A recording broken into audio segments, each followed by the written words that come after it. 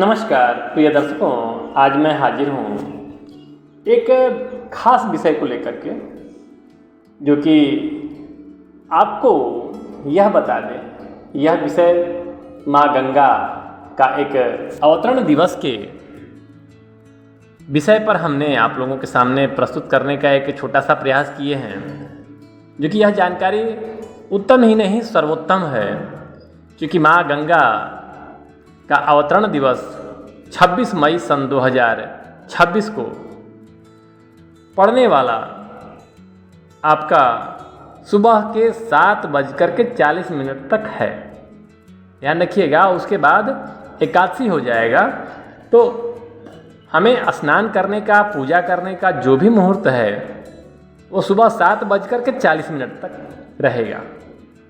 वैसे तो हम 25 मई सन 2026 को हम कहें तो सोमवार को दिन सुबह के 8:02 के बाद दशहरा प्रारंभ हो जाएगा, लेकिन हमारे यहाँ उदया तिथि को मान रखते हुए 26 मई सन 2026 को यह दशहरा पड़ेगा,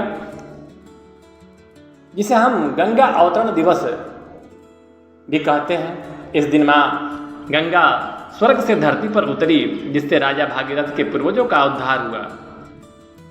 पापों के मुक्ति की मान्यता यह कहते हैं कि गंगा स्नान से 10 प्रकार के पाप, जैसे विचार, वाणी, कर्म से जुड़े जो 10 तरीके से पाप होते हैं, उनका नष्ट होता है। आध्यात्मिक शुद्धि में स्नान और दान से आत्मा शुद्ध होता है और मोक्ष की प्राप्ति का मार्ग सुलभ होता है।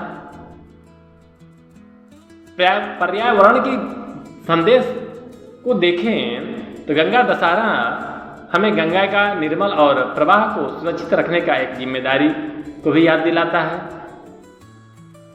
प्रिय दर्शकों, इस दिन पूजा विधि में हमें क्या करना है? माँ गंगा स्नान करने के पश्चात 10 स्नान का विधि बताया गया है, 10 दान का विधि बताया गया है,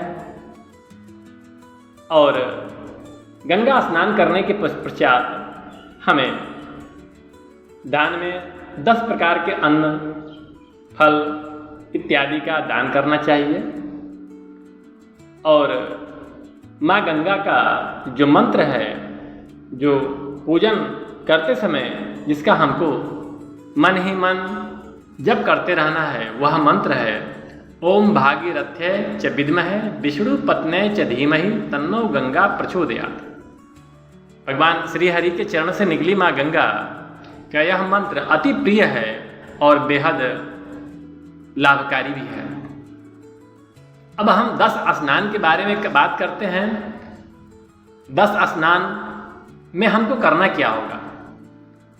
जैसे हम देखते हैं कोई 5 डुबकी लगाता है, कोई 6 लगाता है, कोई 3 लगाता है, ऐसे ही हमको 10 डुबकियां लगाना है और 10 प्रकार के अन्नदान करना है।